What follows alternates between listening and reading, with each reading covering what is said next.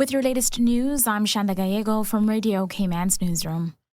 The Chief Medical Officer, Dr. John Lee, reports 312 COVID-19 tests have been carried out since this was last reported on Tuesday, March 16th. All were negative. There are 812 people in isolation, either at a government facility or in their homes, as required by the Medical Officer of Health. 37,124 COVID-19 vaccines have been administered to date. 38.5% of the estimated population, that's 24,997, have received at least one dose of the Pfizer-BioNTech vaccine, while 12,127 have completed the two-dose course. A single vehicle collision in Boddentown sends one person to the hospital. Shortly before 12:20 a.m. on Tuesday, officers got a report of a single vehicle collision on Shamrock Road near Lancelot Drive involving a purple Nissan March. The Nissan had been traveling eastbound when it left the roadway and collided with a wall, coming to a stop in the westbound lane. Emergency services attended the scene and the female driver of the vehicle was taken to the Cayman Islands Hospital. As of late, she remains in hospital, being treated for what appears to be non-life-threatening injuries. The matter is currently under investigation.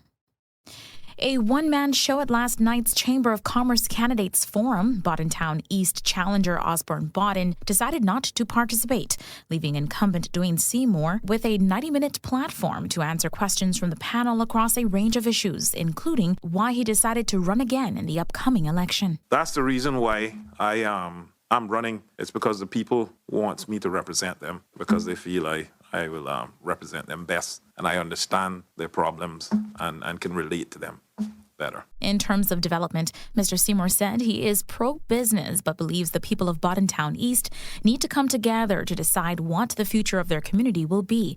He also said he supports a controversial Beach Bay development that has met resistance from the neighboring community. I am all for the Beach Bay development that was scheduled to be built. That's still on. I think there's some stuff in that planning and so forth. I'm all for that. Beach Bay has always been an area that housed condos and held tourists and so forth. So I'm all for that. The Chamber candidate forums continue tonight at 7:15 p.m. You can watch them live on our Radio Cayman's Facebook page or on our YouTube channel. School inspectors head back to Calvary Baptist after a week inspection report in January 2020 to see if the school has made progress in addressing a number of areas of concern. We get more now from Radio Cayman's Carsley Fuller. In February, the Office of Education Standards headed back to Calvary Baptist Academy to follow up on a weak assessment of the Education Center last year. During this follow-through inspection, inspectors found the school had made satisfactory progress in addressing 3 of the 5 recommendations from the previous inspection report.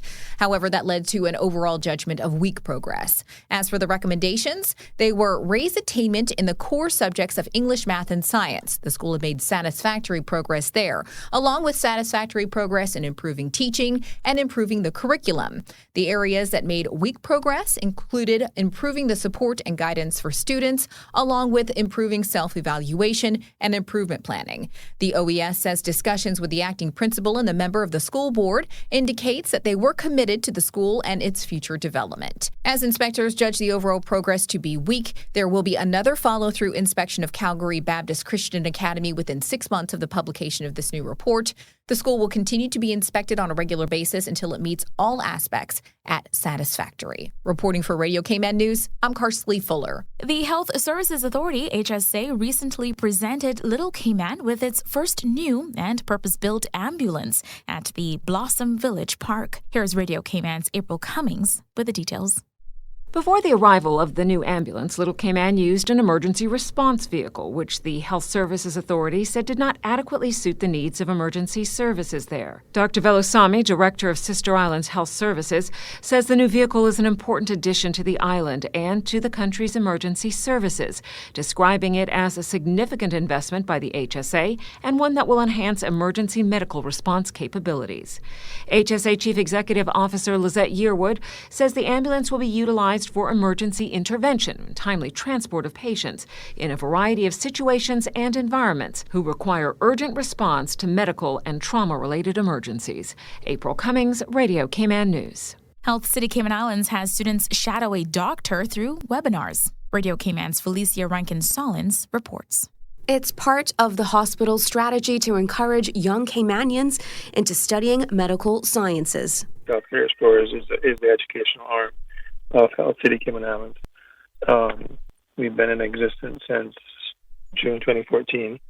So as a result of the pandemic, we've had to adapt the way that we do our programs. Typically, we would have students on campus where students come to spend 2 days on campus shadowing a doctor, a nurse, or a technician.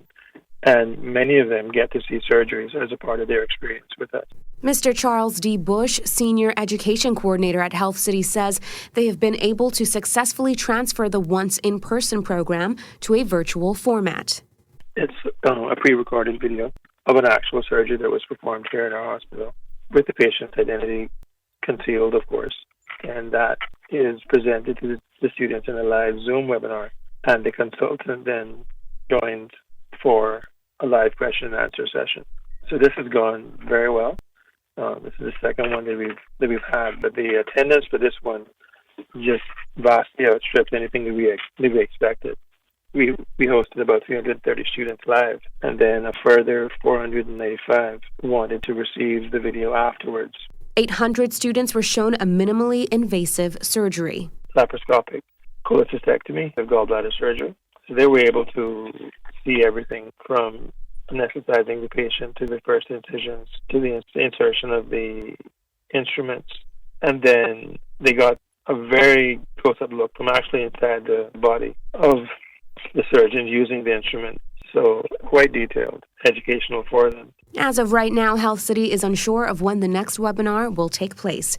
For Radio Cayman News, I'm Felicia Rankin-Solins. Health City provides an on-demand video series where schools can subscribe to view past surgeries. 16 men and women graduated from the Cayman Islands Coast Guard program after 2 months of intensive training. CIGTV's Donna Bush has more on those who went above and beyond. At Friday's graduation ceremony, a number of recruits received special awards for various accomplishments, including demonstrating leadership and high academic performance. But one recruit, Melissa Ebanks, received 2 special awards, the Silver Medal for Bravery and the M.G. Griffiths Award.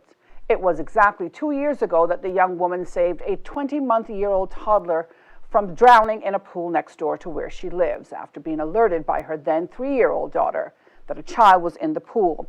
Ebanks used her lifeguard and CPR skills to save the little girl who was visiting the Cayman Islands with her parents. Instead of tragedy, Catherine, Alex, and Kathy McKinsey were able to return to Grand Cayman later in 2019 to celebrate their wedding, where they invited recruit Ebanks to attend the family celebration. Her quote, "We wish to let Mel know that she is our hero, and we are so grateful to her." Congratulations for your courage and your deliberate decision to take life-saving training. The Royal Life-Saving Society is proud to award you a Silver Medal for Bravery. Royal Life-Saving Society of Canada's Craig Amundsen presenting the award there. And finally in the news for this hour.